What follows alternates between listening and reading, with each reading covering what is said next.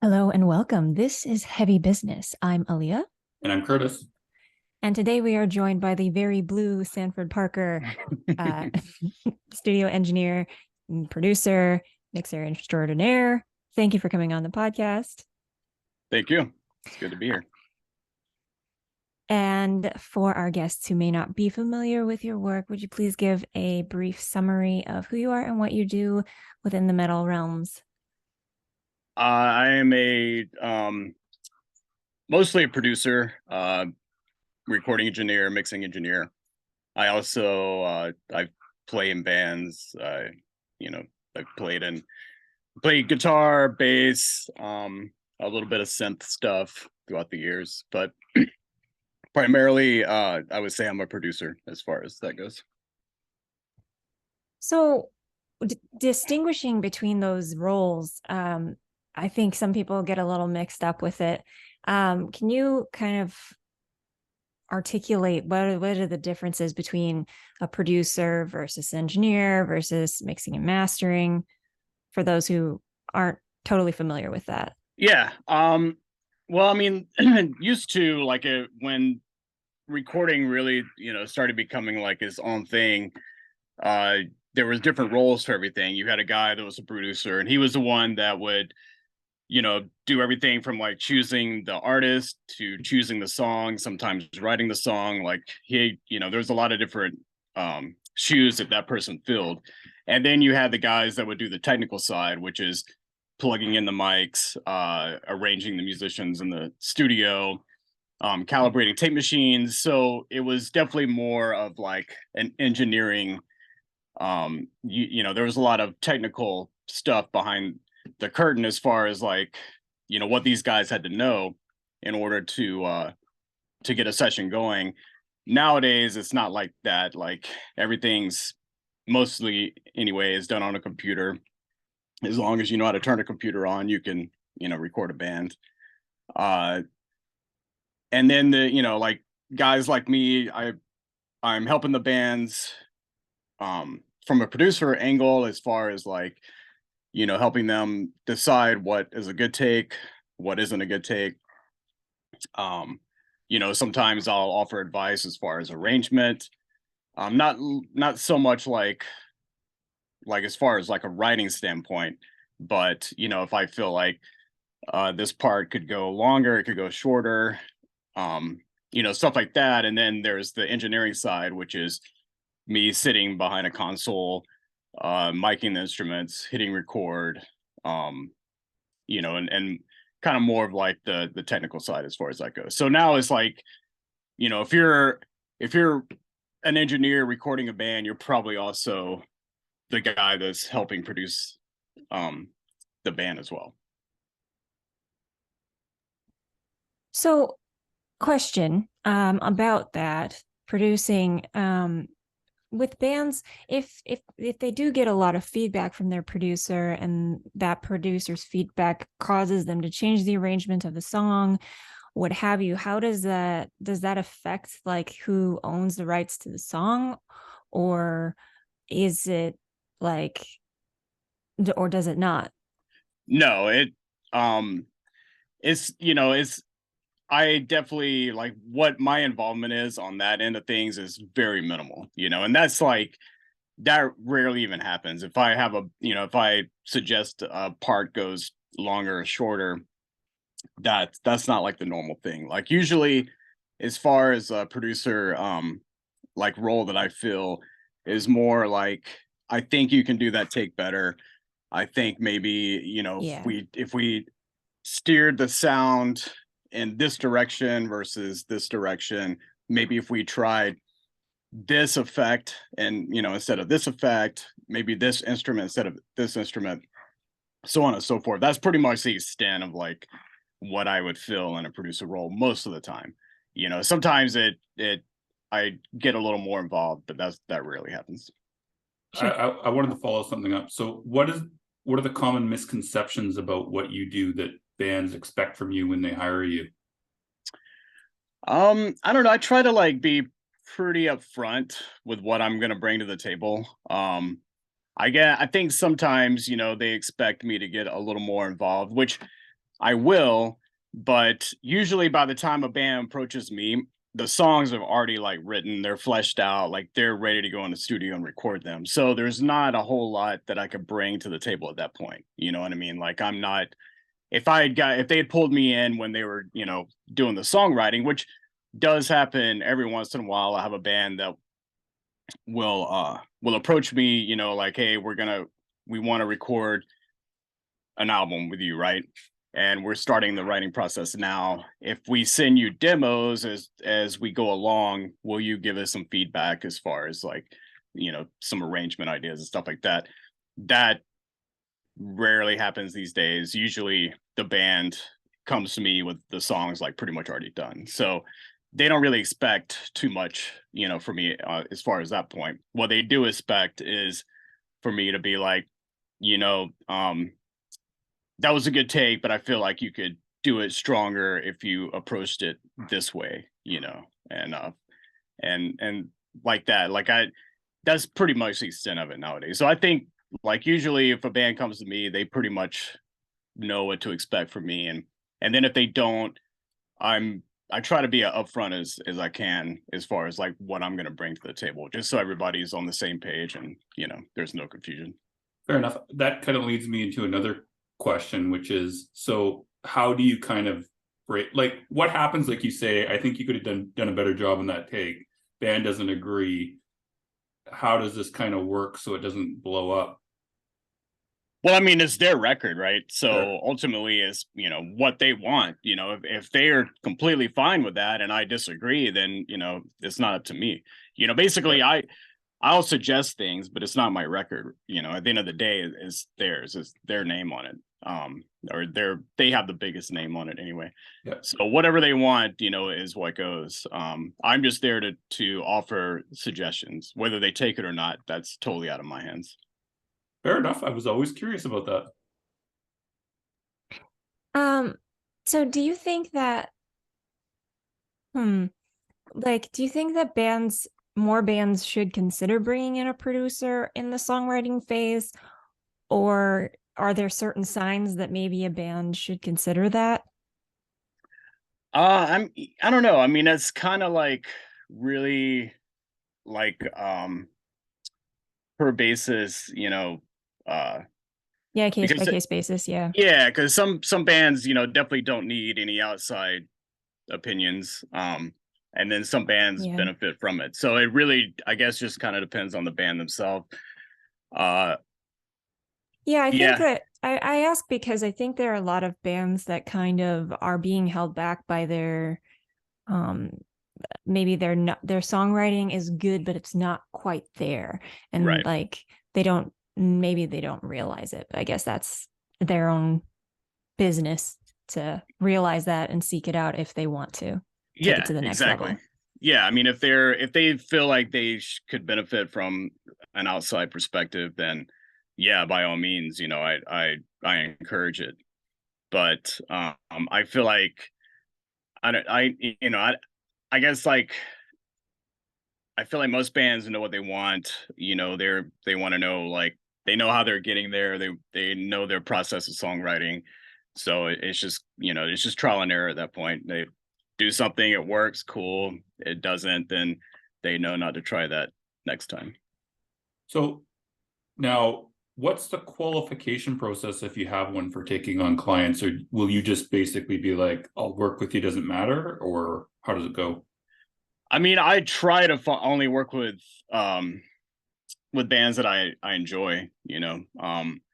Sometimes it doesn't work out like that for one reason or another, but usually the qualification for me is, if a band approaches me, I'll have them send me demos, like whatever they have, even if it's an iPhone recording in their practice space, whatever.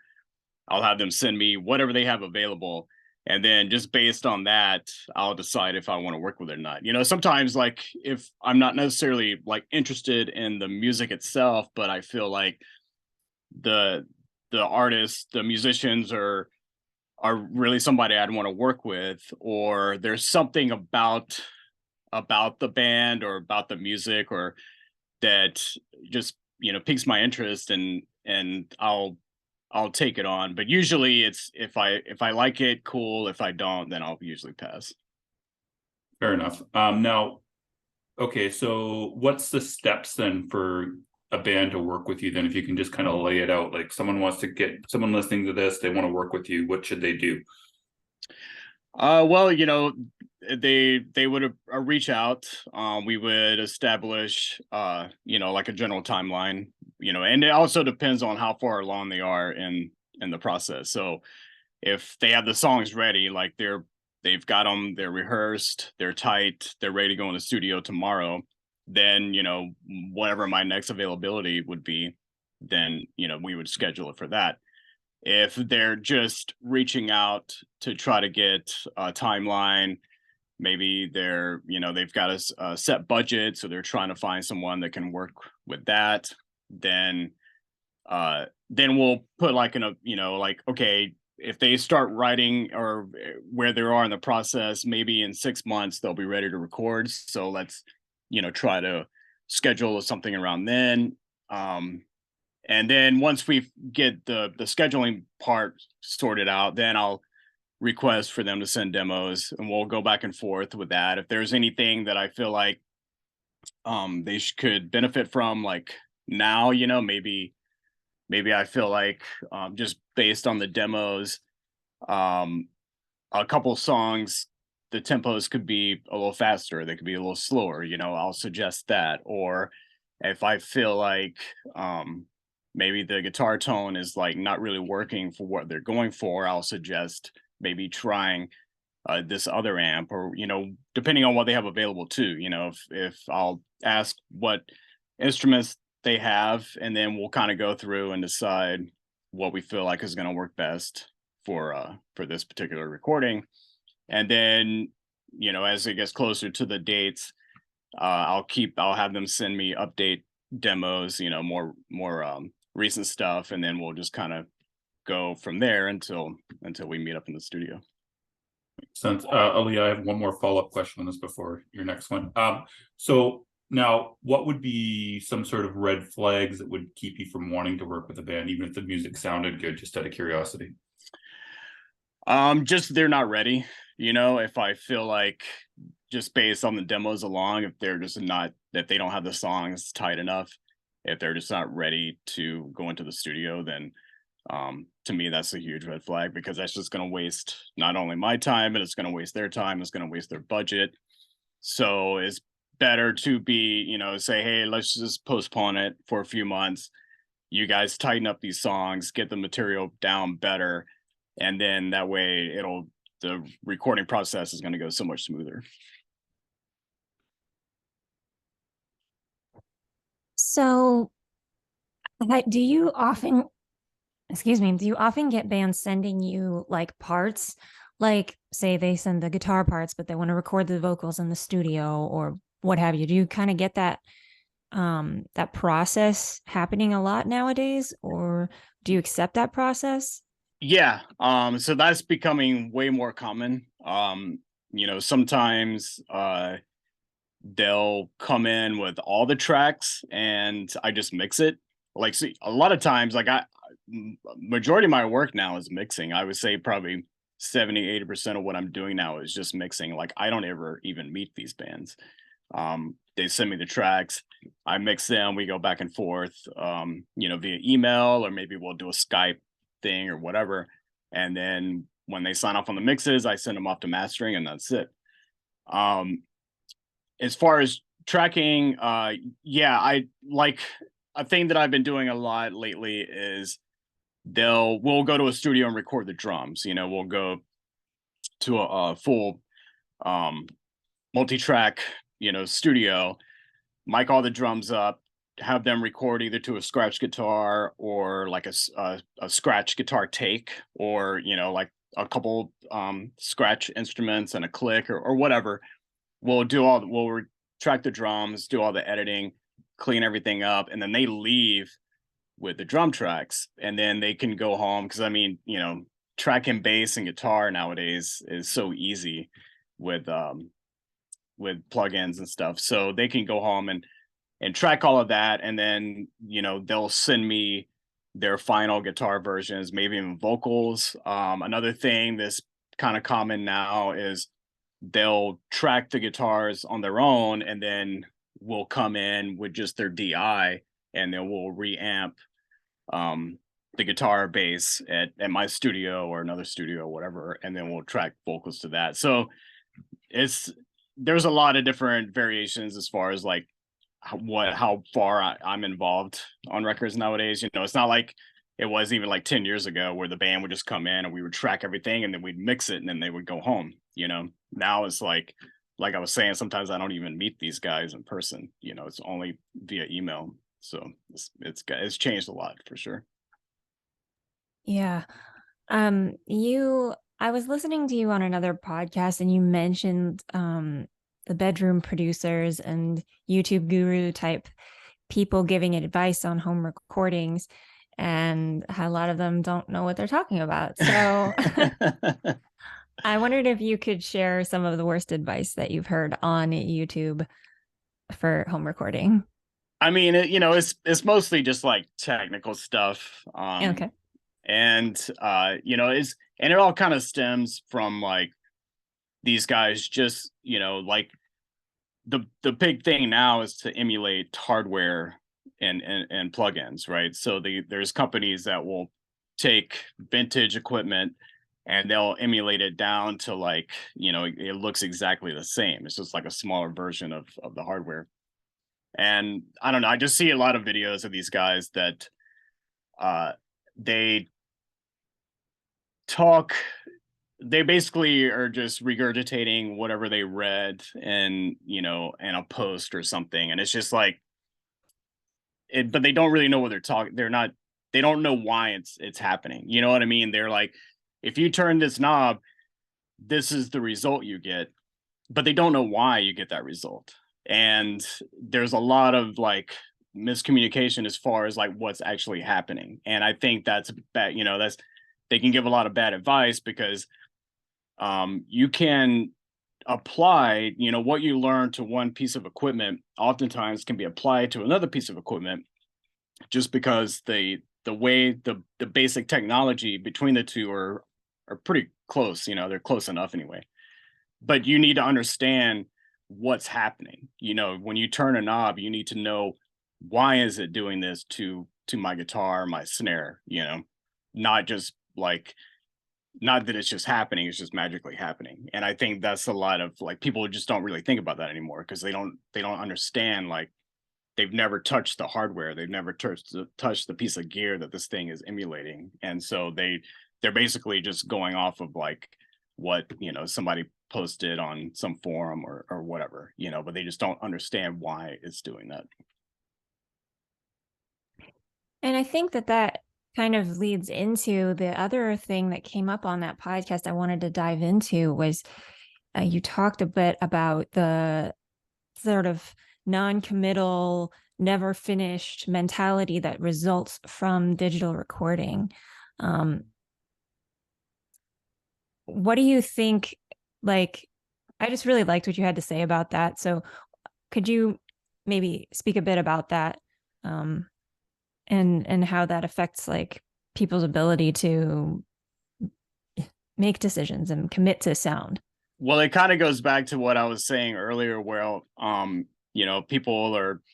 these guys are recording guitars and bass in their basement or living room or bedroom or whatever, and then they send me the DI tracks. But it gets to a point where they like send me a DI and then a long list of what this should sound like, like, oh, it should have this type of distortion and then it needs delay and reverb and all this stuff. And I'm just like, why don't you just do it yourself?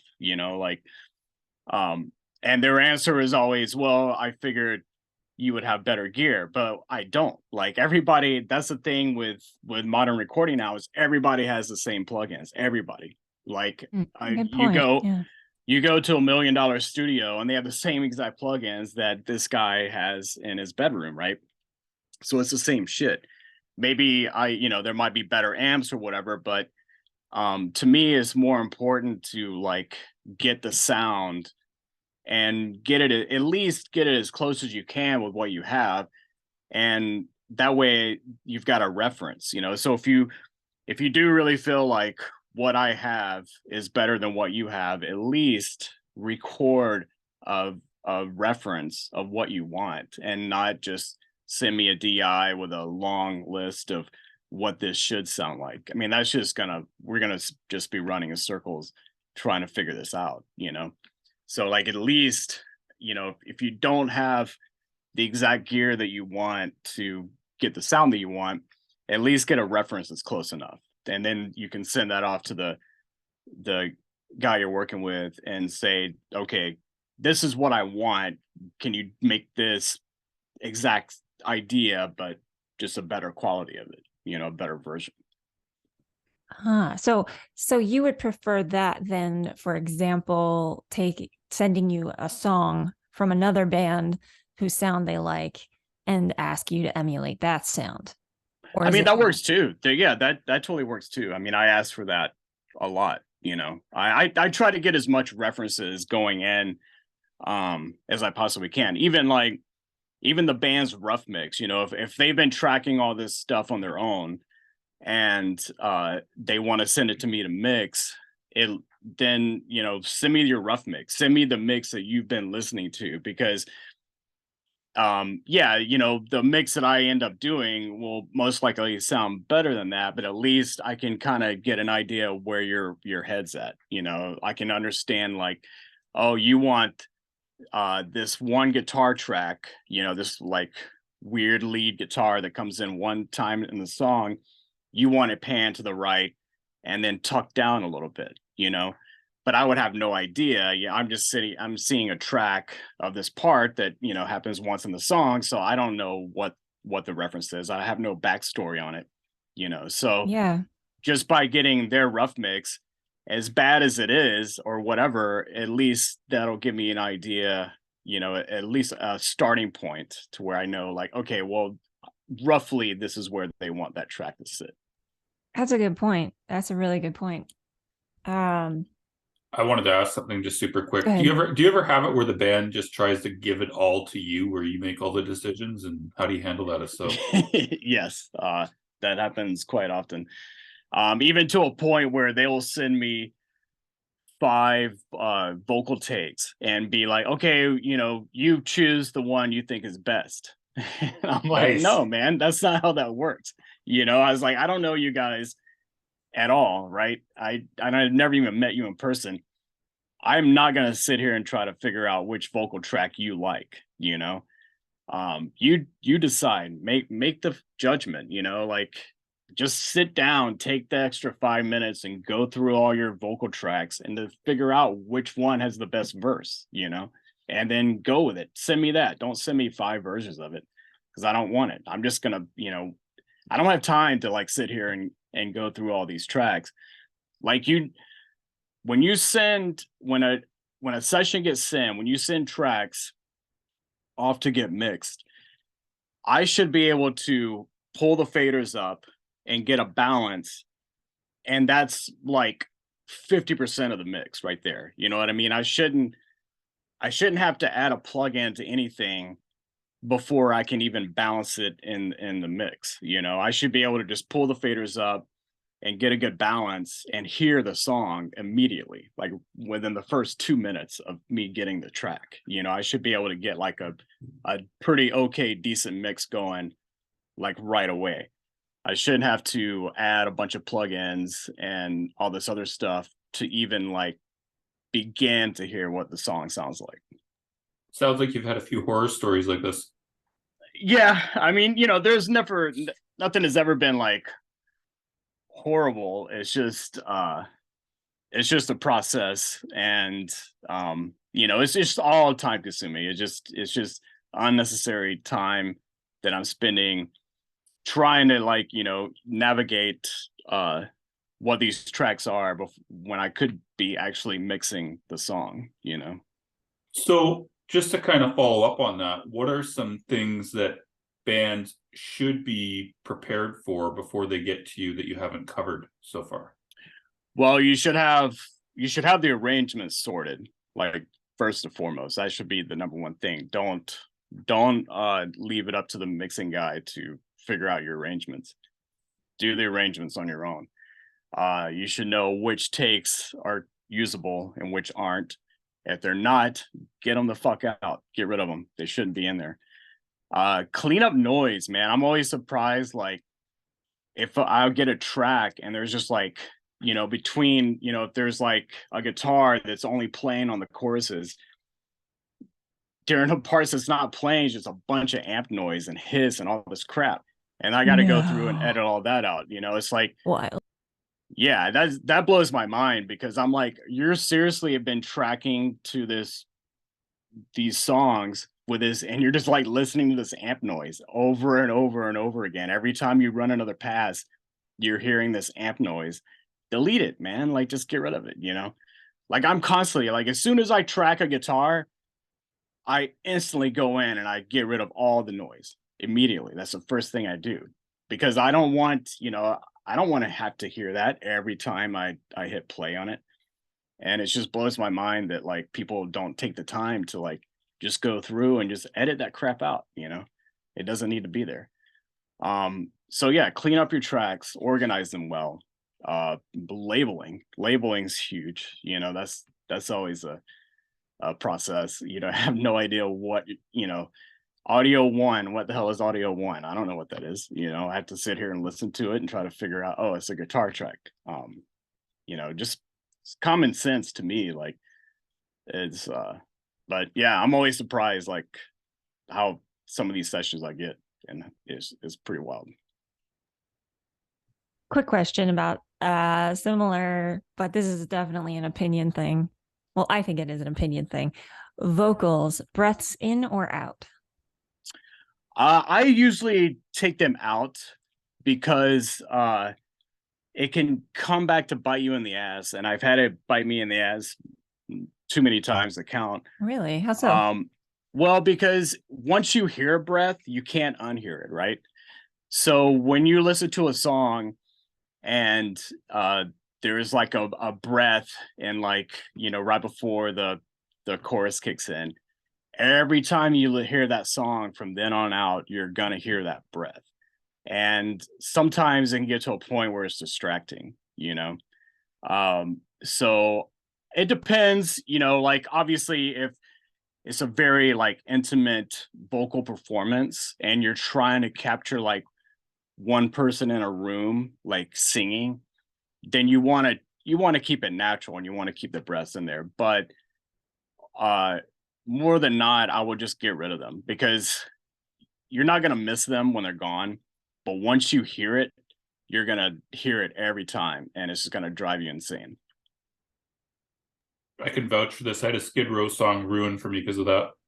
Yeah, it happens. I can't remember man. which one it was, but it was just like, I can't unhear it again. And dude, I've heard so many songs that it's just like every time that part comes up, I hear that breath, and I'm just like, if you could have just taken 2 seconds to delete it, it would have been so awesome. Yep. I had a follow-up and now I forgot because I had to say that. Sorry, Leah, go ahead.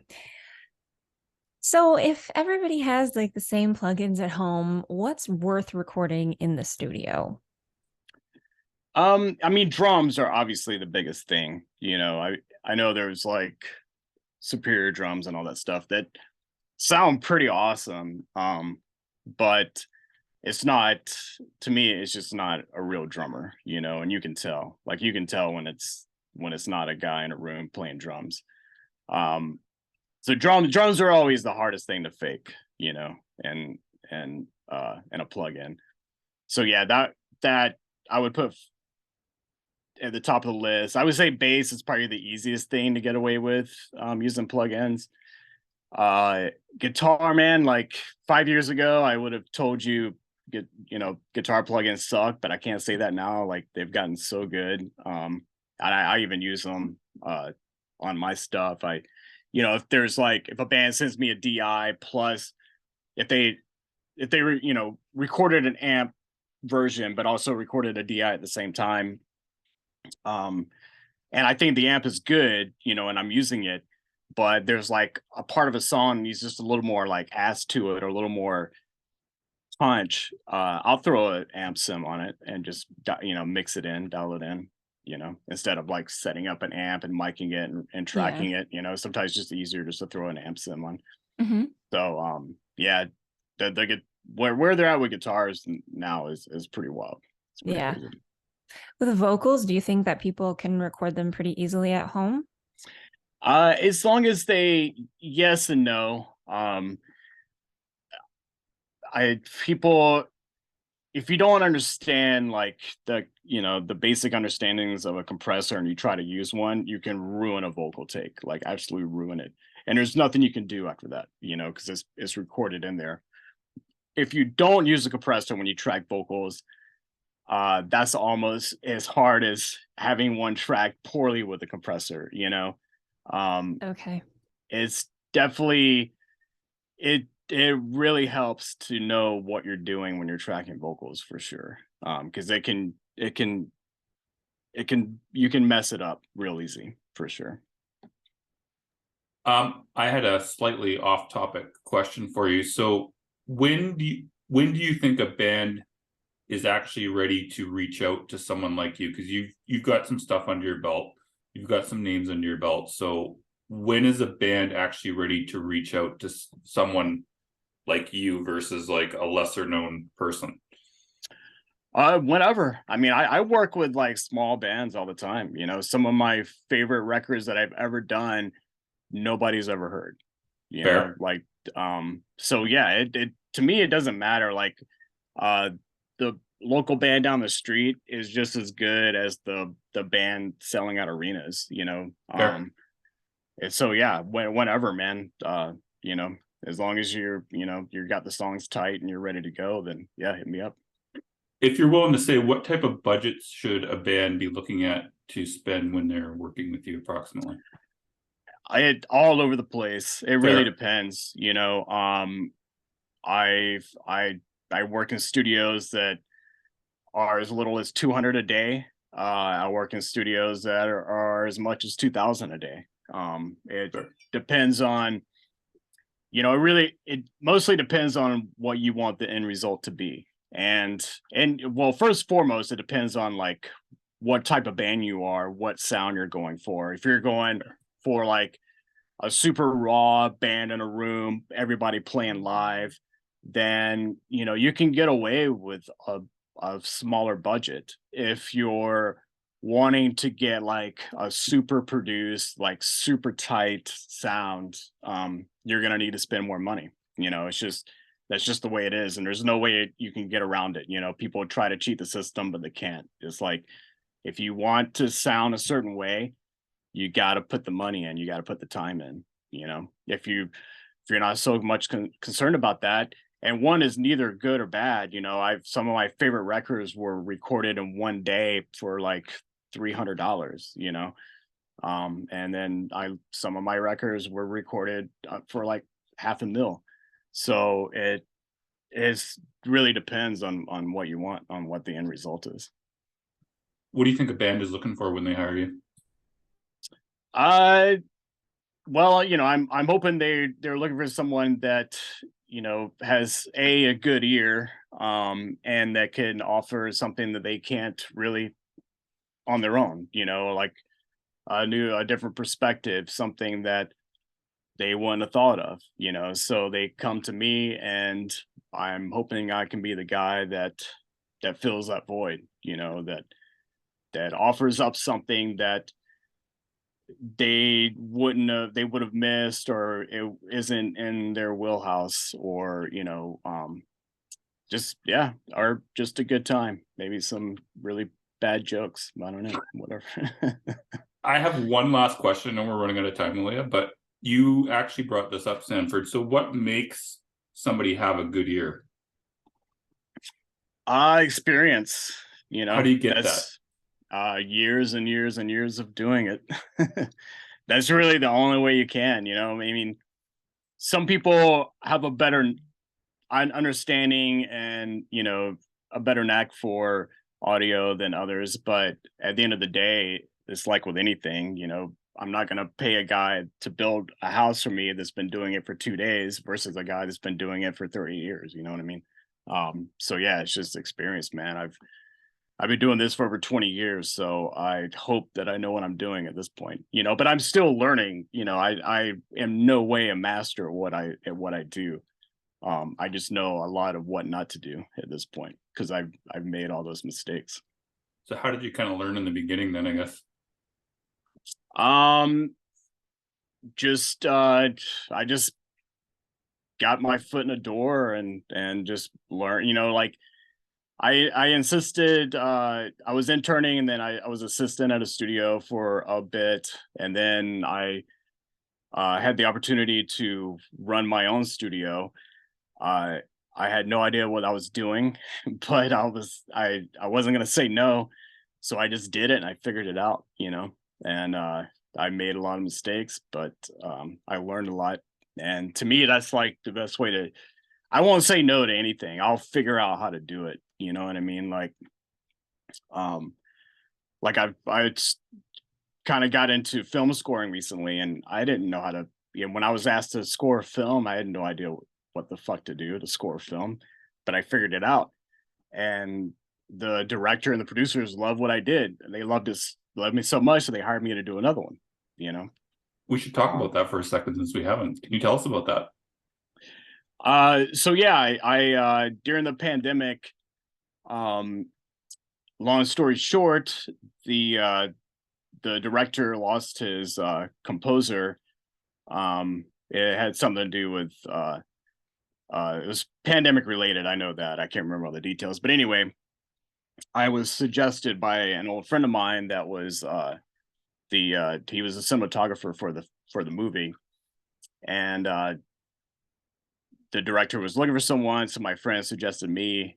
He called me, you know, we had a discussion, we kind of hit it off. He told me what he wanted, I sent him some stuff to check out, he loved it, so he hired me to do the film. And that one came out, it's called The Inhabitant. That came out October of last year, so 2022. And then he immediately went into production for a new film called You're Killing Me, and he hired me again to score that one, and that one comes out April 7th, so in like 3 weeks. So that's the second feature that I've done, and now he's starting production on a third film that he wants me to do that one as well. So I'm hoping that, you know, this is like something that I could possibly make into a career and do more of this stuff. That'd be awesome. It's a lot really of fun. cool. Yeah. Yeah. I think that's one of the dreams. It's like to be able to do that and be in that industry. It's a great opportunity. Yeah. And it's so much fun for me because you know, it gives me a chance to be creative, you know, like working with a band, you know, there's certain parts of it that I can get creative, but for the, you know, most of it, I'm just trying to make this other person's vision come true. You know what I mean? So with film stuff, it's like I can go nuts and I can create, you know, whatever I want. I've got like all these crazy things in my studio that make weird noises, and I get to use them, and it's awesome. You know, it's a lot of fun. Awesome. Well, I think that's about all we have time for today. Thank you so much for coming on and chatting to us. And yeah, I learned a lot, and I hope everyone listening did too. Thank you. Yeah. Everyone listening, until next time, make like a bull and throw those horns up.